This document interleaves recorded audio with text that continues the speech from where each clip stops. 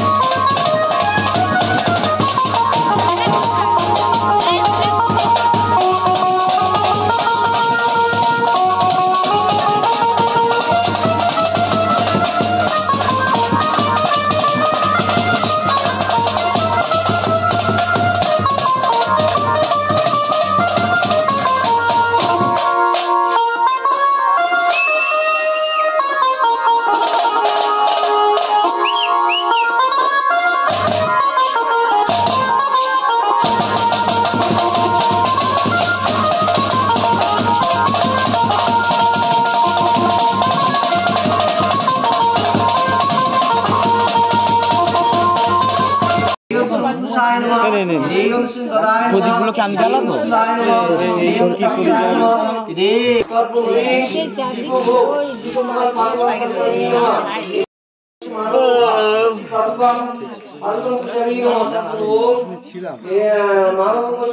ছিলাম না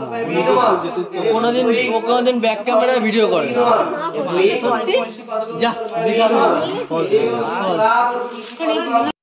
তো এটা ছিল শ্রী শ্রী সিংহবাহিনী কালী পুজো, যেটা তোমরা দেখছো। আর এই ঠাকুরের বিশেষত হচ্ছে সন্ধ্যেবেলা কালী ঠাকুরকে আনা হয় এবং ভোরবেলা দেবীকে জলে দিয়ে দেওয়া হয়, কারণ ইনি সূর্যের মুখ দেখেন না, এটাই কথিত আছে। তো এখন বাজে প্রায় 4:30, পুজো শেষ হয়ে গেছে, এবার কালী ঠাকুরকে জলে নিয়ে যাওয়ার পালা। তো ভিডিওটা দেখতে থাকো অবশ্যই, আর ভালো লাগলে অবশ্যই লাইক কমেন্ট করে দিও। 3:30 বাজে, এখন সবার ঘুম পাচ্ছে, পুজোটা প্রায় শেষের দিকে।